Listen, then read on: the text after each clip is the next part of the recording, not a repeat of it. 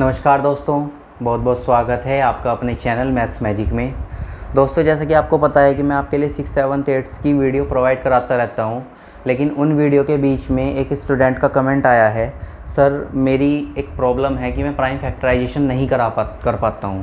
तो मैंने इस वाली चीज़ को देखते हुए इस वीडियो को बनाने का डिसीज़न लिया कि ठीक है, आप बड़ी क्लासेस में हैं, लेकिन अपनी वीकनेस को हाइड करने से आपको कोई फ़ायदा नहीं है।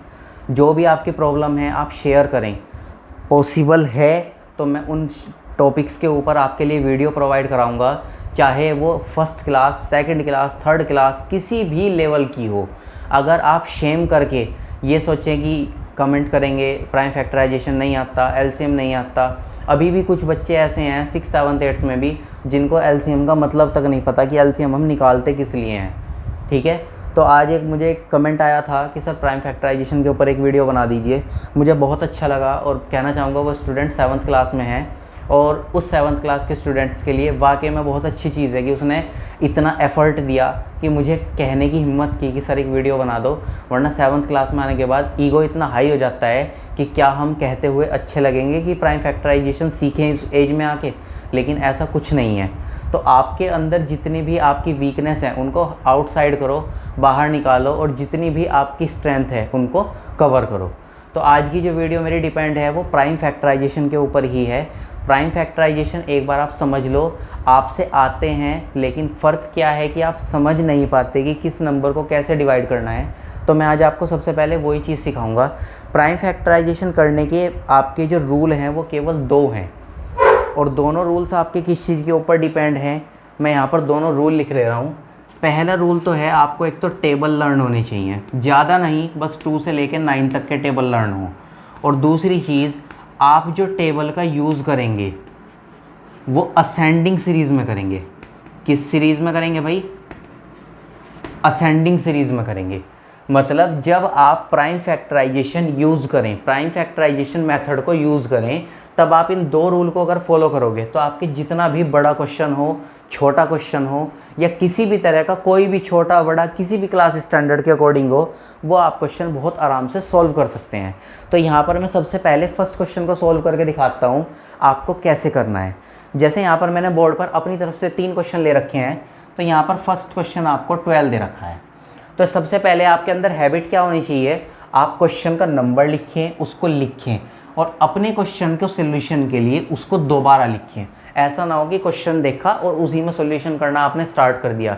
ये मेथड आपका बहुत गलत माना जाता है। कुछ बच्चे यूज़ करते हैं, क्योंकि मैं देखता हूँ, मेरे पास कमेंट्स आते हैं, पिक्स आती हैं, तो उसमें मुझे पता लग जाता है कि बच्चे किस तरह का मेथड यूज़ करते हैं। वही चीज़ मैं आपके साथ शेयर करता हूँ। तो आप में से जो बच्चे इस तरह से यूज़ करते हैं वो ना किया करें। अपने क्वेश्चंस को क्वेश्चन की तरह रखें, सॉल्यूशन के लिए अपने क्वेश्चन को दोबारा उतारें और फिर उसमें कैलकुलेशन करें अपनी। तो जैसे यहाँ पर नंबर 12 दे रखा है, तो 12 की जो प्राइम फैक्टराइजेशन करना जब आप स्टार्ट करोगे तो आपको टेबल रीड करना है। किस जगह से टेबल रीड करना है? छोटी सीरीज से। हमारा सबसे छोटा स्मॉलेस्ट टेबल क्या होता है भाई? कितने बच्चों को पता है स्मॉलेस्ट टेबल क्या होता है? मैं यहाँ पर नहीं लिख रहा हूँ अभी, पहले बताओ कितने बच्चों को पता है कि स्मॉलेस्ट टेबल क्या होता है।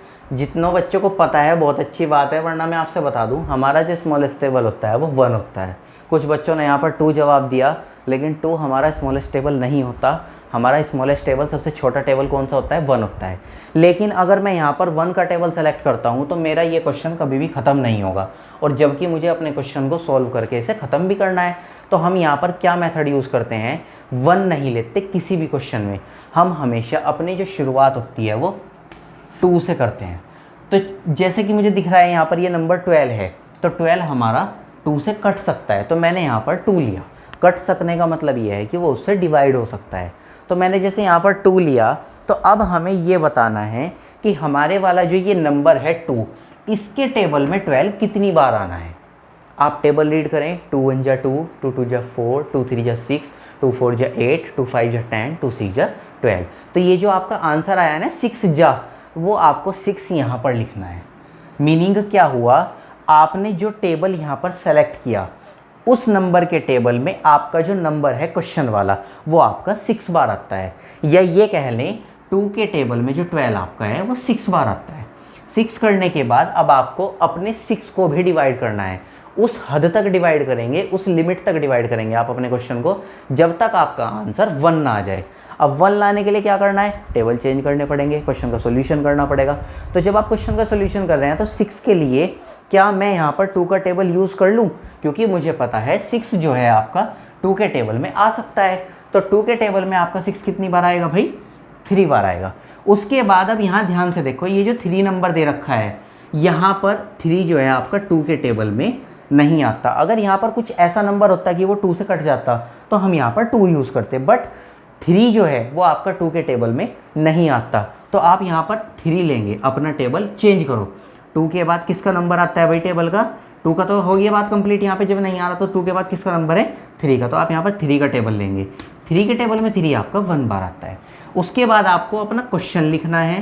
क्वेश्चन लिखने के बाद साइड के जो नंबर होते हैं बस आपको यहाँ पर उन्हें शो कराना है, और ये जो नंबर्स होंगे ये नंबर्स ही आपके 12 के प्राइम फैक्टराइजेशन कहलाएंगे।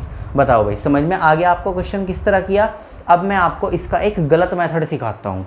गलत मेथड क्या है, कुछ बच्चे वो यूज़ करते हैं लेकिन वो गलत है, वो मत किया करना।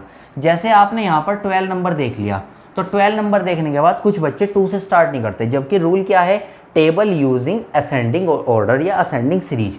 तो वो छोटे से बड़े की तरफ नहीं जाते, क्या करते हैं, सबसे ऊपर 4 ले लिए, 4 3 से 12 किया, 3 से 3 कर लिया, जबकि ये मेथड आपका बिल्कुल गलत है। हो सकता है इस तरह से मेथड को यूज़ करके आपके कुछ क्वेश्चंस ठीक हो जाएं, लेकिन मेथड अगर आपका गलत हो गया तो फिर मैथ्स का फ़ायदा ही क्या है। मैथ्स तो खुद मेथड के ऊपर डिपेंड है, और अगर आप मेथड को यूज़ करके मैथ नहीं करोगे तो ठीक है, हो सकता है कि आपका क्वेश्चन ठीक हो जाए, कभी कभी कह देते हैं तुक्का भी लग जाता है किसी क्वेश्चन में, लेकिन अगर आप मेथड को फॉलो करोगे तो 110% चांस है कि आपका क्वेश्चन कभी भी गलत नहीं होगा, हमेशा सही ही होगा। तो यहाँ पर जो 12 के फैक्टराइजेशन है वो आपके आए हैं 2 × 2 × 3। समझ में आ गया आप सबको फैक्टराइजेशन कैसे किए। अब उसके बाद आपका सेकंड नंबर है 20, अब उसको देखते हैं। देखिए भाई क्वेश्चन नंबर 220 आपको शो हो रहा है। अब आपको बिल्कुल 12 की तरह अपने 20 वाले नंबर के भी फैक्टर करने हैं। तो कैसे करोगे आप फैक्टर, बता रखा है आपको, क्वेश्चन को नहीं चेंज करना, क्वेश्चन को क्वेश्चन रहने दें। उसके बाद अपने सॉल्यूशन के लिए एक दोबारा अपने क्वेश्चन वाले डिजिट को नीचे लिखेंगे। नीचे लिखने के बाद अपने क्वेश्चन को स्टार्ट करते हैं सॉल्व करना। यहाँ पर आपको जो नंबर दे रखा है वो 20 दे रखा है।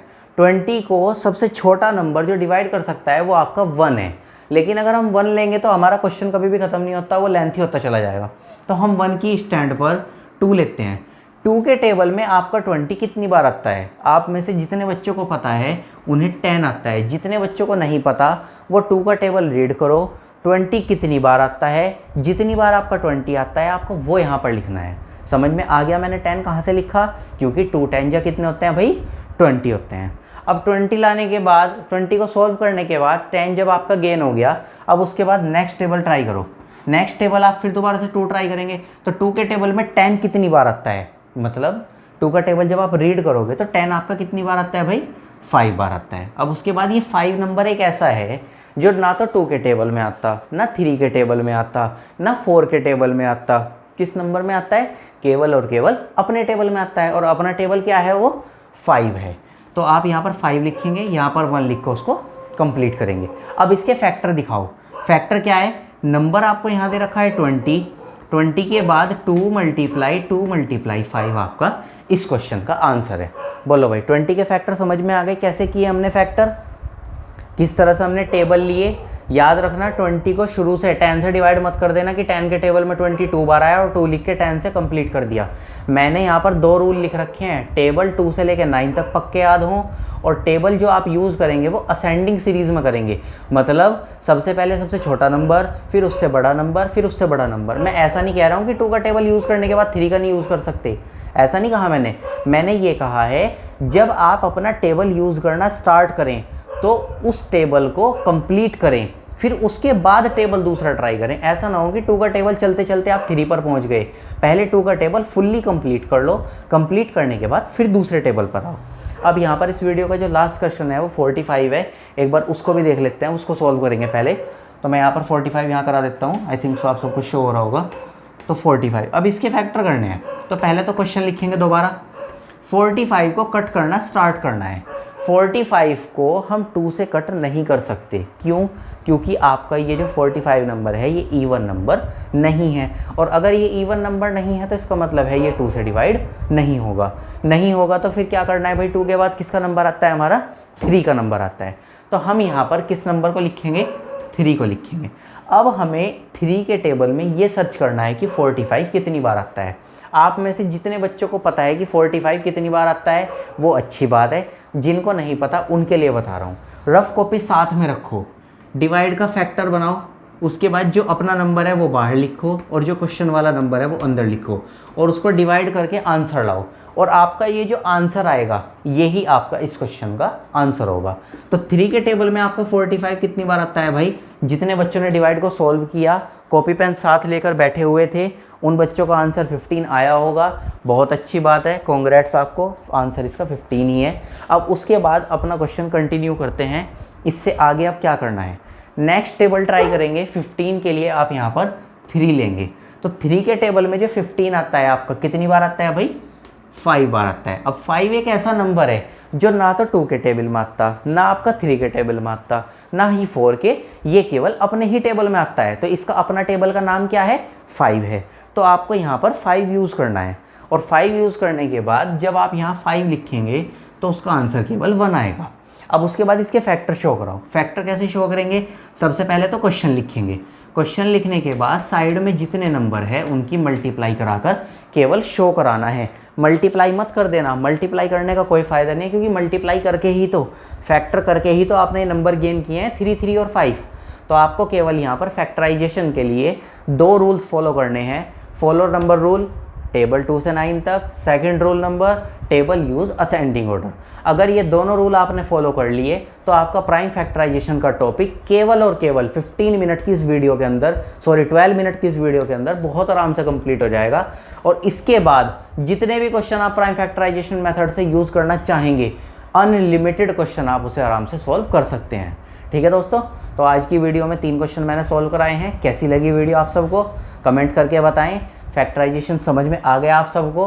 वीडियो अच्छी लगी तो लाइक भी कर दें और अपने फ्रेंड्स के साथ शेयर भी कर दें, जिससे वो भी इस वीडियो को देखकर प्राइम फैक्टराइजेशन वाले टॉपिक को आसानी से समझ सकें। ठीक है दोस्तों, तो आज की वीडियो में बस इतना ही। वीडियो देखने के लिए धन्यवाद।